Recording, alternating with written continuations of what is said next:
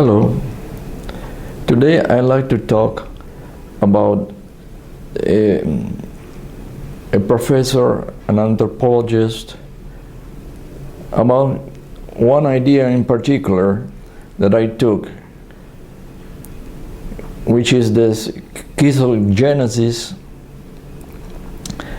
And he studied that in Gregory Bateson prior to the Second World War. Now, what I'm trying to explain, or in my brief talks, is that I take this idea. Of course, he has broader ideas and very complex ones, but that might be an opportunity to talk about it, but in other talks. But I find very interesting the term Shizogenesis, because I extrapolate this to the proletariat, the Marxist proletariat. And when I talk about the emergence of middle class in previous brief talks, I outline this idea, but with Professor Bateson. Of course, he studied these ideas and others with deep, and of course with a great amount of knowledge. Now, I like to make it simple and take the terms of the emergence of the middle class in the last century. And that's the reason I'm thinking about the division of the proletariat, and I call it a Shizogenesis, because I find two different positions. First, the middle class comes from the proletariat, or the working classes. I will start talking about with the terms that are very usual in general, which is the capitalist terms to the society. So let's say it about the working classes.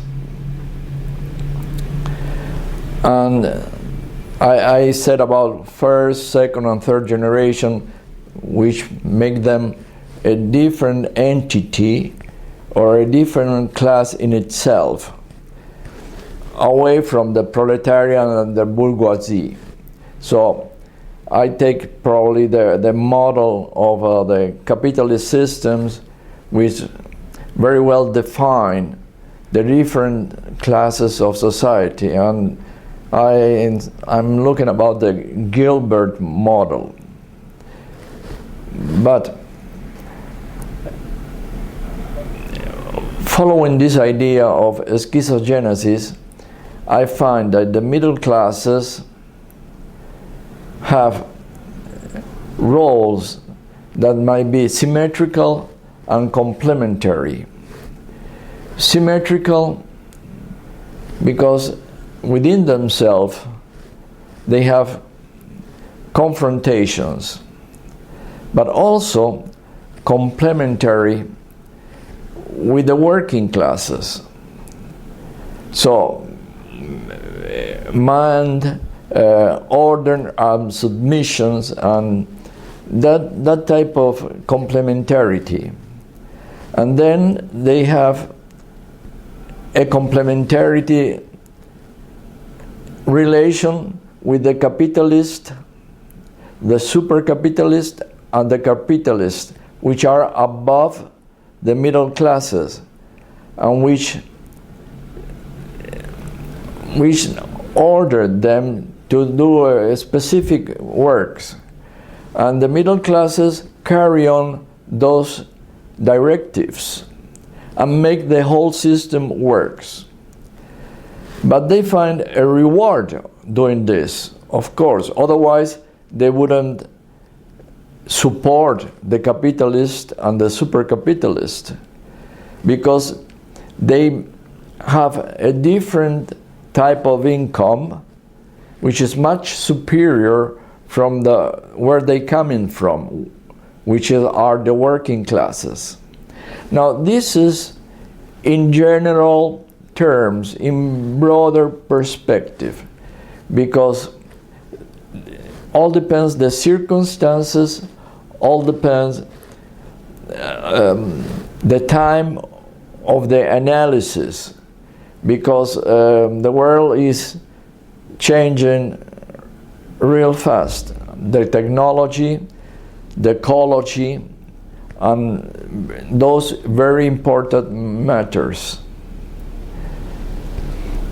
So I applied the term Shizogenesis of the proletariat in the Western world, in the Western civilization and the post-industrial states, to better understand, or to trying to understand why the socialist idea, the socialist system, or the socialist phenomenon didn't materialize itself in the last century. The Soviet Union and the Chinese communist revolution and power in the 50s were very important, intense, but they collapsed. So that's the reason I'm trying to understand this process, why they collapse, especially from the, if we look to the geopolitical point of view, there is a thinking about the Eurasia. And for 20 years, the Eurasian was, let's say precisely for 10 years, because the Soviet Union was a Eurasian power, but the relation with China from the year 48 to 61 or 62, when they have problems,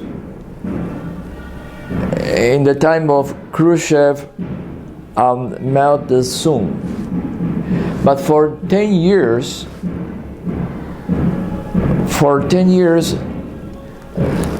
they dominate Eurasia.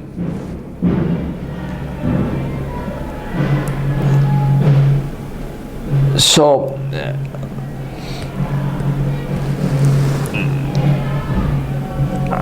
they have difference from the year 65 until Mao Zedong died,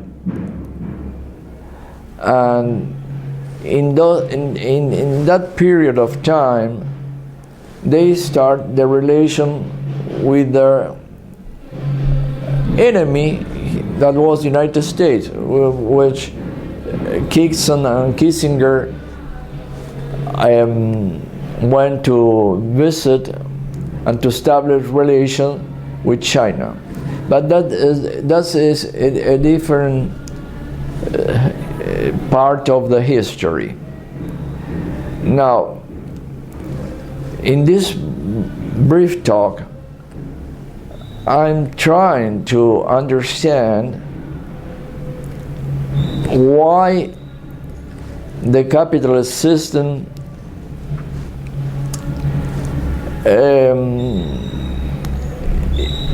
is successful in the sense that it stays and didn't collapse yet. When will it collapse? I don't know. Might be a bifurcation in In the future, perhaps, most probably. But so far, the grip that the capitalist system have on the world is almost total. So this is my first preoccupation about these matters.